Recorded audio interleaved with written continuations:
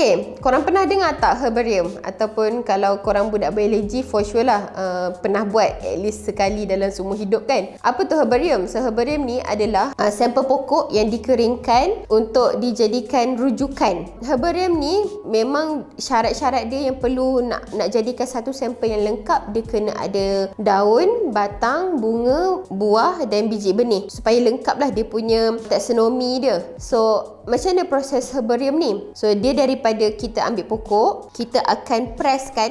Bila kita presskan tu, kita perlu susun sebaiknya supaya nampak semua feature. Contoh, dia ada daun 5 yang cabang 5 kan. So daripada cabang 5 ni, satu dia kena terbalikkan supaya dia nampak feature yang belakang. So tu dia punya step lah. Dan bunga, dia kena press untuk nampak keseluruhan bunga dia. Dan buah, mungkin ada setengah tu, ada sebiji buah yang dikekalkan dan sebiji dipecahkan untuk nampak biji benih kat dalam. Bila dia dah susun cantik-cantik ni, dia akan press. Press ni ikutlah, ada setengah dulu macam zaman kita orang dulu ikat dengan papan kayu, lepas tu tindih lagi dengan paper kan, paper lama. Ada setengah yang nak cepat, dia akan masuk, lepas tindih-tindih tu masuk oven. Ada setengah yang just biar jemur je.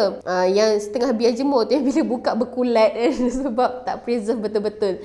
So dia akan keringkan dan dia akan pastikan tak rosak, dan baru dia transfer ke satu lagi a piece of paper yang tebal, dan dia akan jahit. Dan bila dah siap jahit tu, korang perlu tulis dia punya description dia, nama saintifik, nama common, nama saintifik, taksonomi, karakteristik. Dia akan jadikan satu spesimen yang lengkap, dan spesimen yang lengkap ini akan disimpan di dalam satu library yang dipanggil herbaria ataupun herbarium lah. Okay, so dalam satu library ni, dia memang akan ada storage.